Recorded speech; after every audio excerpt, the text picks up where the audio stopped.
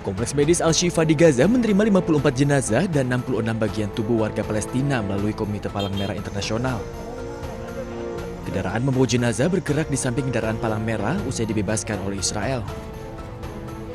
ICRC menyediakan kantong jenazah, kendaraan yang dilengkapi sistem pendingin, dan tim terlatih untuk memastikan penanganan jenazah secara baik selama pemindahan ke jalur Gaza. Mereka menerima jenazah dalam kotak-kotak tersegel yang kemudian akan diperiksa secara profesional oleh petugas. Proses identifikasi nantinya akan dimulai dengan mengumumkan kepada keluarga orang hilang dan para syuhada untuk datang dan mengidentifikasi jenazah-jenazah ini.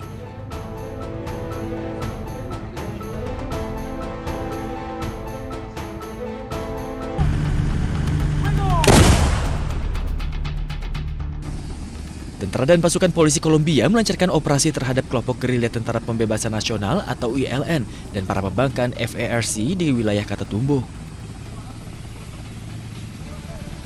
Operasi ini dilakukan 1 hari setelah pertemuan antara Presiden Gustavo Petro dan mitranya dari Amerika Serikat, Donald Trump.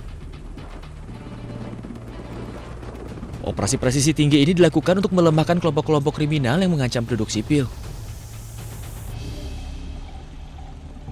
7 orang yang diduga anggota ILN tewas dalam bentrokan dengan pasukan militer selama operasi ini, sementara 1 orang lainnya ditangkap. Dalam operasi ini, pasukan juga menyita sejumlah senjata.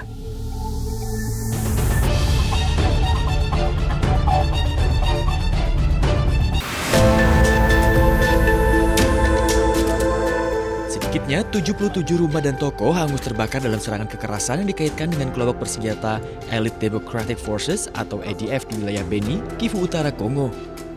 Serangan ini juga menyebabkan 10 orang tewas. EDF menyerbu desa Mamove, membakar gudang kakao, lubung pribadi dan rumah-rumah, menyebabkan banyak keluarga kehilangan tempat tinggal dan mata pencaharian musiman mereka. Menurut laporan media, EDF kemudian melakukan penyergapan di Jalan Oicha Mamove, mencegat para pelancong, membakar sepeda motor, dan menewaskan warga sipil. Masyarakat menilai pemerintah mereka lalai dalam melindungi mereka dan lebih fokus ke sejumlah isu lainnya.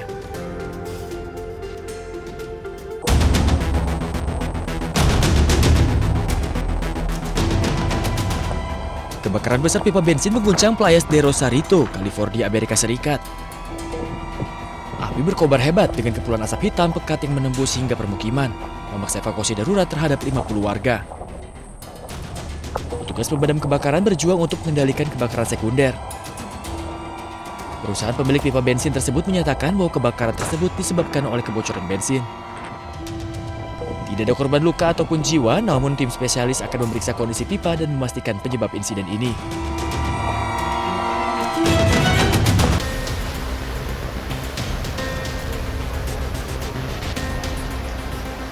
Hujan lebat dan angin kencang telah menyebabkan banjir di seluruh Spanyol Selatan. Akibatnya pihak berwenang setempat mengaktifkan rencana darurat di kota Ubrik di Provinsi Cádiz. Grazalema, sebuah kota pegunungan di Provinsi Cádiz, mencatat curah hujan yang luar biasa sebesar 512,5 mm dalam periode 24 jam. Ini merupakan rekor curah hujan dan membuat tanah jenuh hingga air muncul dari bawah permukaan. Air mengalir deras menggenangi ruas jalan dan permukiman. Angin yang kencang pun membuat sejumlah infrastruktur rusak. Langkah-langkah darurat telah diberlakukan karena kondisi yang memburuk. Pihak berwenang telah memerintahkan evakuasi pencegahan dengan lebih dari 900 orang dipindahkan dari daerah rawan di seluruh Provinsi Cádiz karena sungai meluap dan sistem drainase kesulitan untuk mengatasinya.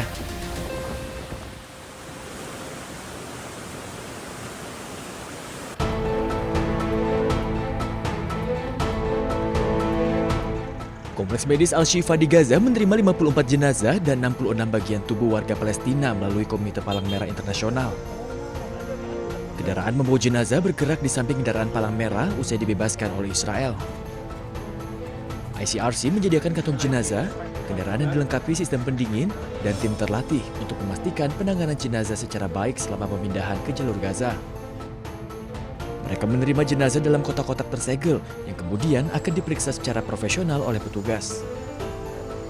Proses identifikasi nantinya akan dimulai dengan mengumumkan kepada keluarga orang hilang dan para syuhada untuk datang dan mengidentifikasi jenazah-jenazah ini.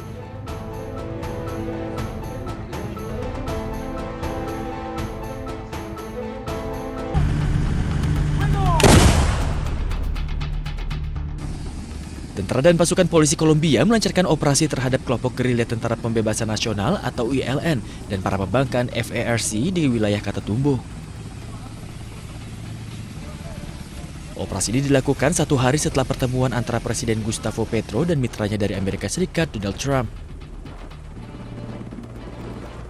Operasi presisi tinggi ini dilakukan untuk melemahkan kelompok-kelompok kriminal yang mengancam penduduk sipil.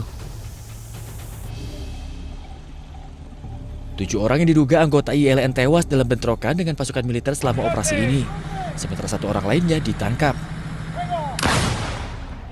Dalam operasi ini, pasukan juga menyita sejumlah senjata.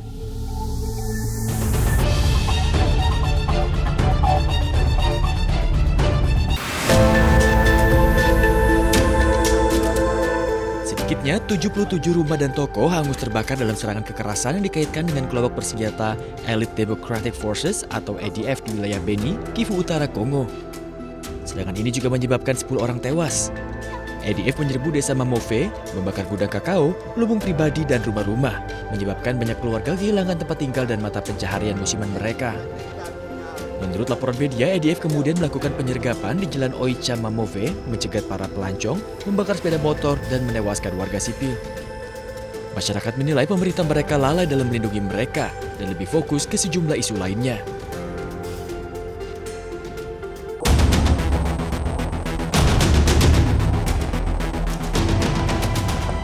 Kebakaran besar pipa bensin mengguncang Playas de Rosarito, California, Amerika Serikat.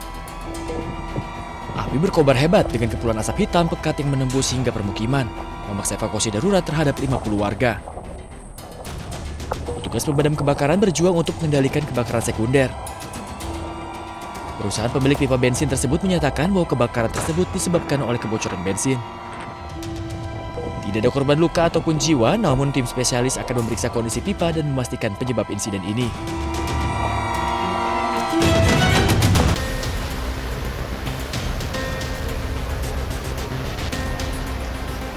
Hujan lebat dan angin kencang telah menyebabkan banjir di seluruh Spanyol Selatan.